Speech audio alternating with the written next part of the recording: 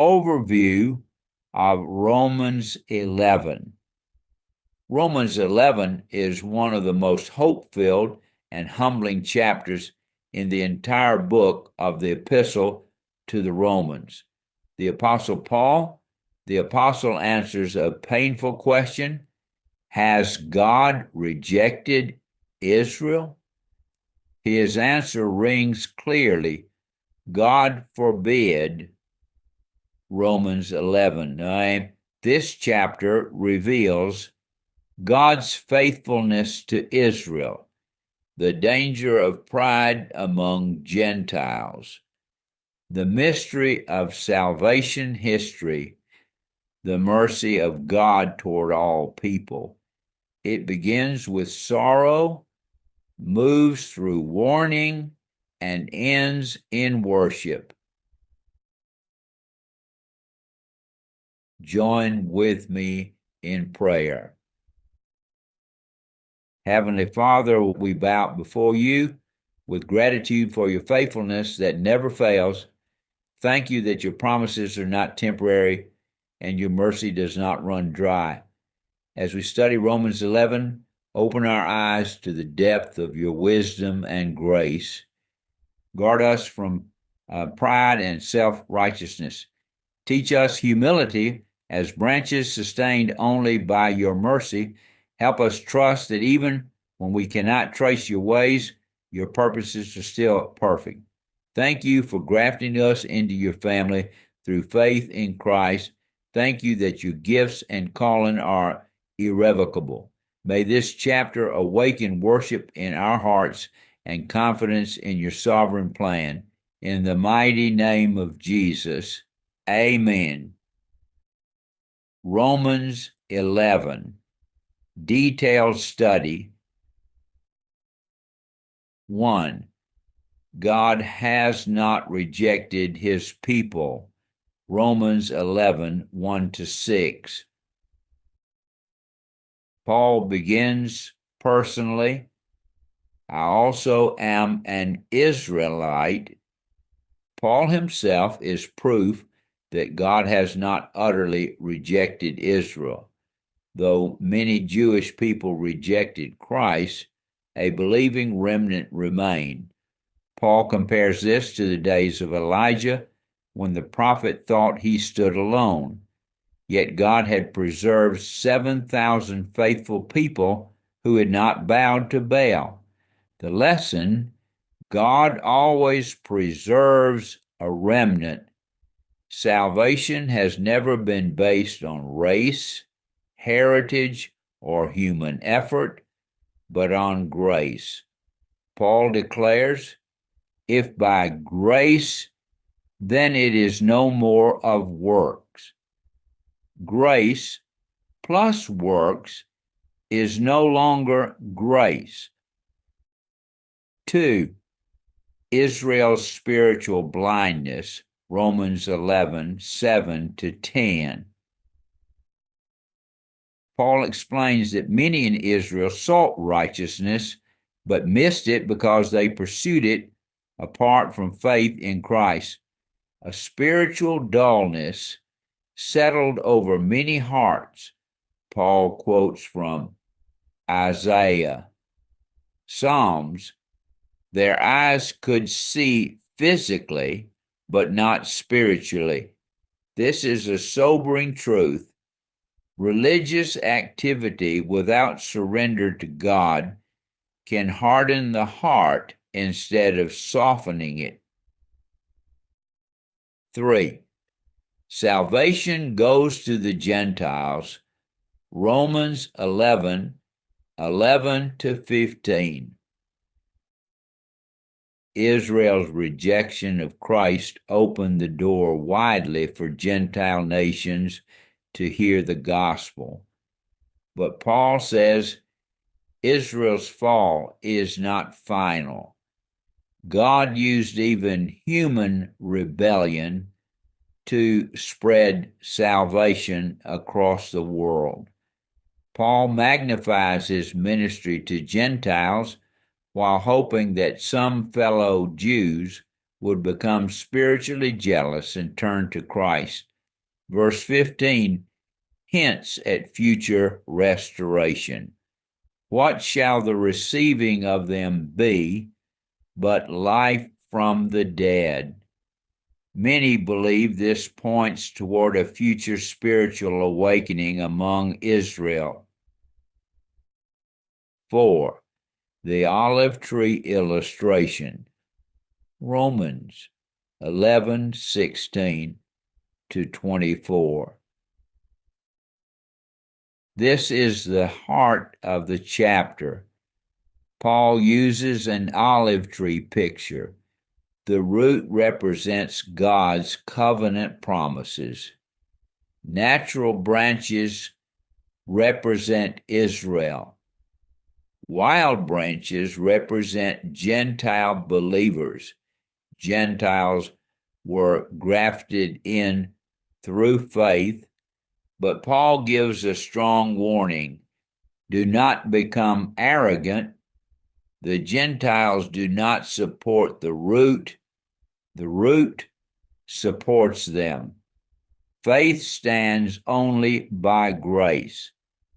If unbelieving branches were broken off, Gentiles should fear pride and unbelief as well.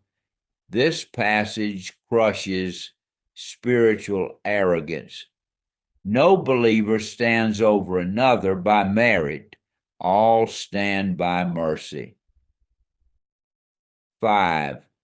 The mystery of Israel's future. Romans 11:25 to 32. Paul reveals a mystery. Israel's blindness is partial and temporary until the fullness of the Gentiles comes in. Then Paul says, and so all Israel shall be saved. This has been interpreted in different ways, but the central truth remains: God is not finished with Israel. Verse 29 is one of the great assurances of Scripture. For the gifts and calling of God are without repentance. God does not abandon his covenant purposes.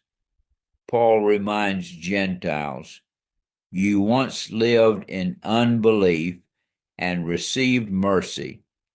Israel now experiences unbelief, but can also receive mercy. God's ultimate purpose is mercy for all who believe. The great doxology, Romans 11:33 to 36. Paul can no longer merely explain theology. He erupts into worship. The depth of God.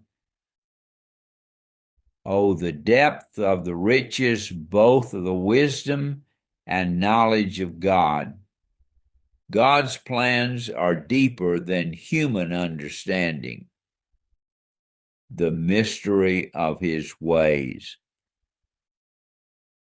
How unsearchable are his judgments, and his ways past finding out.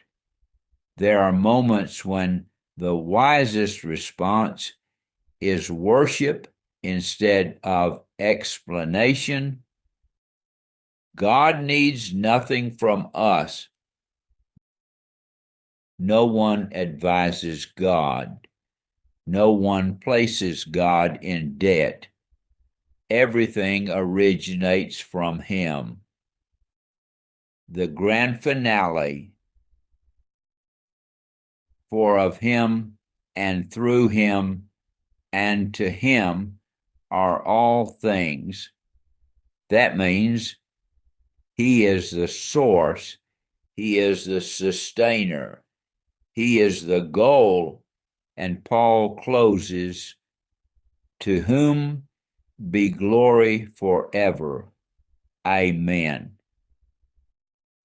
Major lessons from Romans 11. 1. God keeps his promises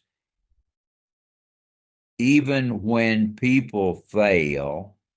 God remains faithful. 2. Grace leaves no room for pride. Salvation is a gift, not an achievement. 3.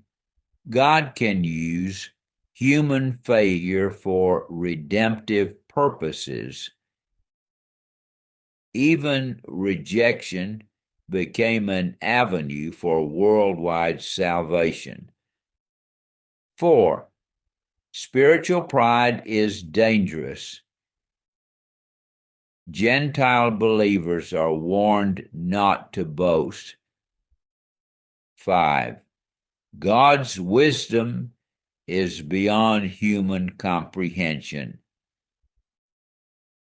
Sometimes worship is the only fitting response.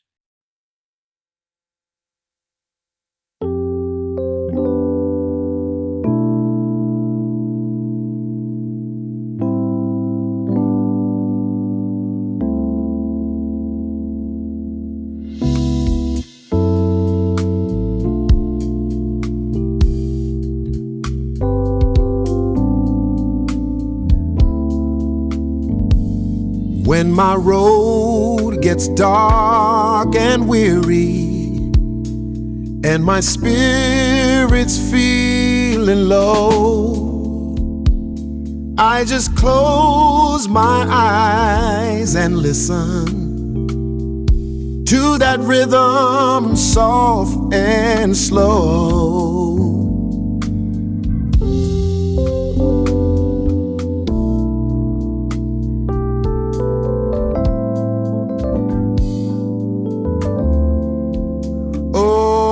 That deep and holy groove washes all my fears away.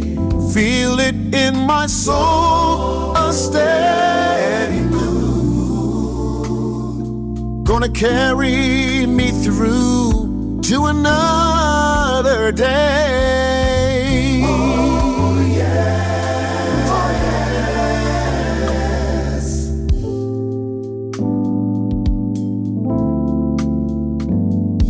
Ain't no mountain I can't climb now. Ain't no river I can't cross. 'Cause that low and steady anchor reminds me nothing's ever lost.